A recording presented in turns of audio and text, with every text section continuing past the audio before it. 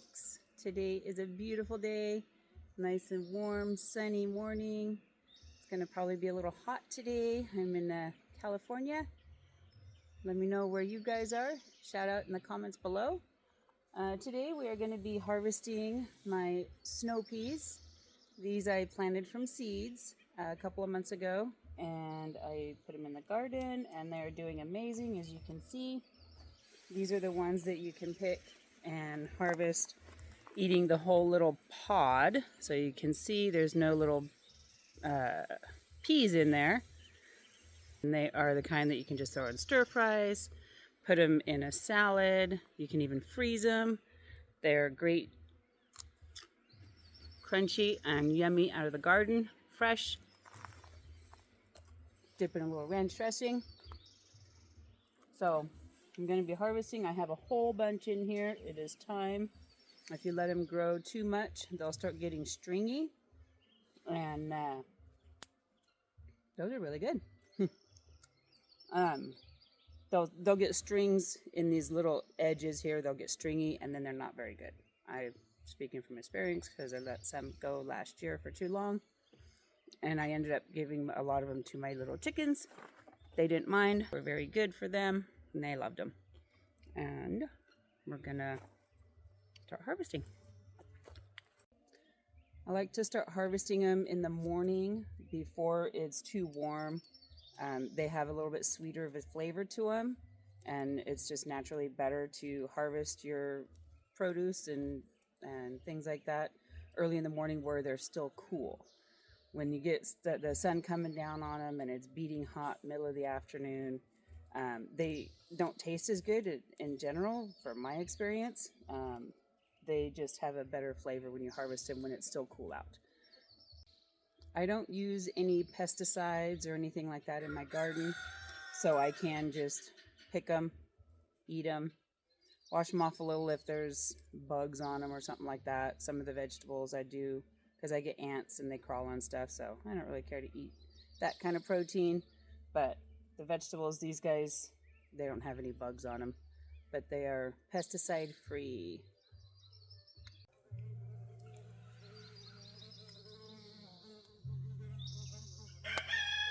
Got a little bit of a weed back there. I'll have to get that out of there. But as you can see, I have a bunch. There's still some flowers. But we'll get all those harvested.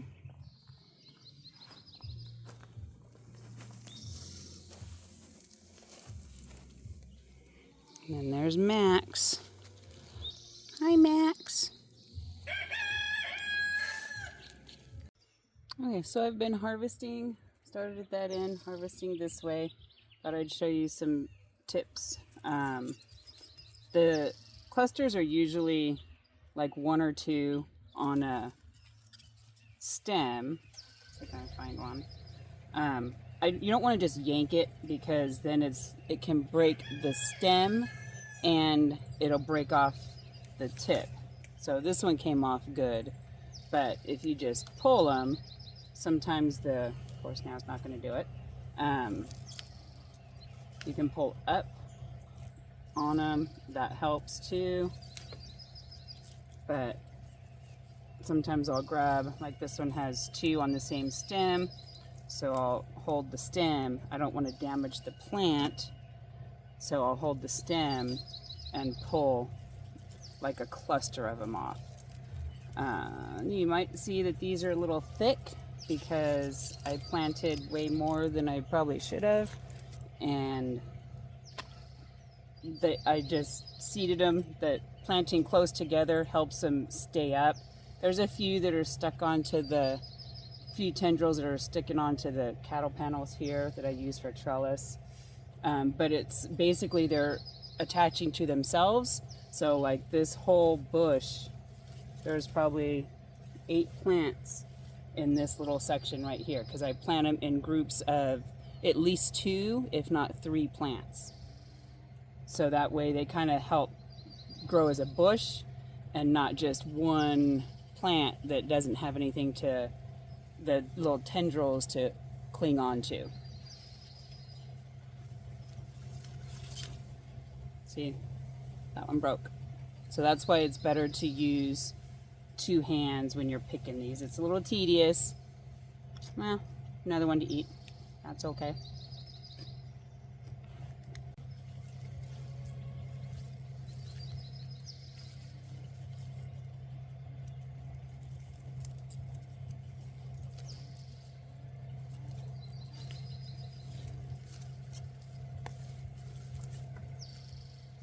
You don't want to damage the plant because, as you can see, I have a whole bunch more flowers coming. So if I break this stalk down here, it's going to reflect on the quality of those, and they may, that whole little stem may break and die, and I don't want that. I want as many as I can get because these are good. You can freeze them.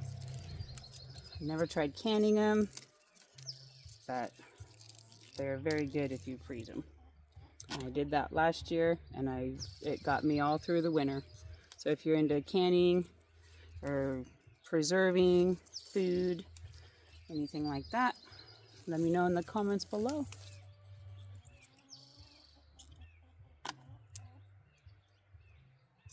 You gotta have a snack. These are a very healthy snack. Oh, you want one? Max likes them. Of course, he likes pretty much anything.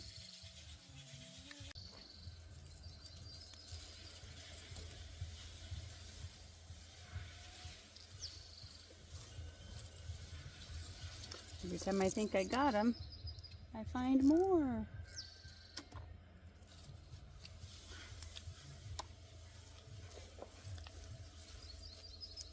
And I'll be getting a lot more off of these plants. It's still pretty early in the season. These are also very easy to grow. They will also help your soil anytime you do a crop rotation. You want to put peas or beans or something like that type in your garden beds to replenish nutrients that get lost over time.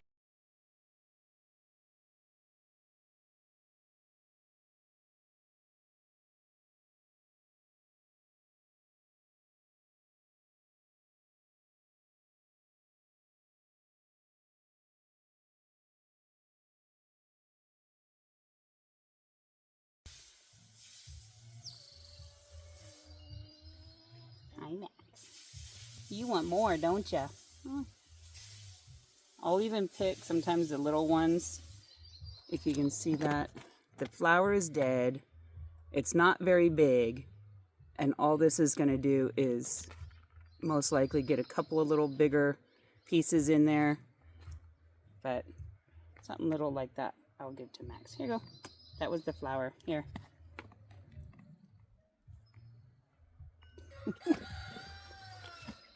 Okay, you've had enough.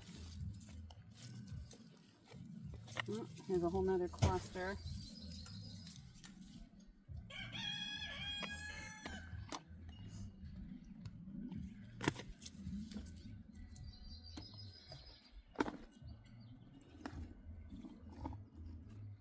We got quite a bit in here.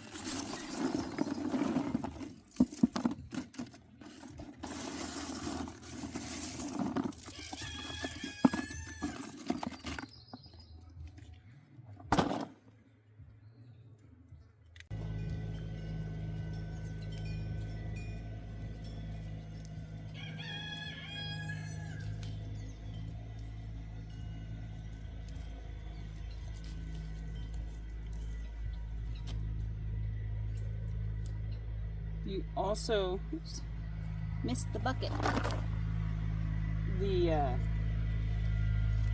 The more you harvest when they're ready, the more the plants will keep producing until their lifespan basically is done.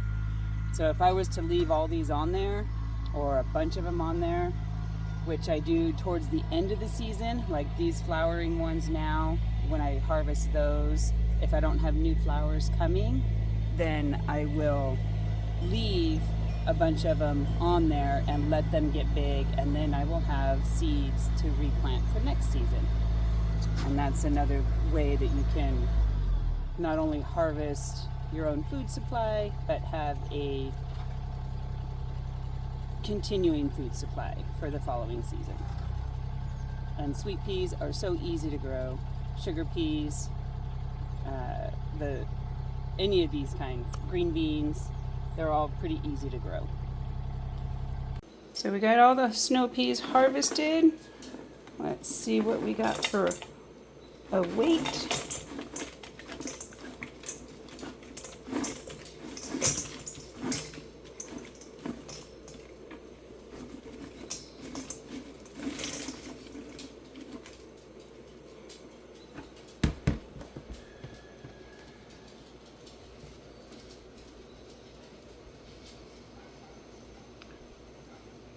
£1 and almost 4 ounces.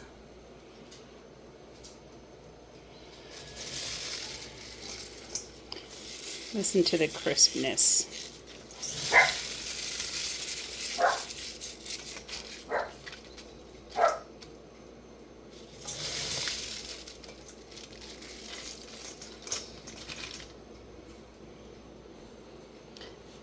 Thanks for watching.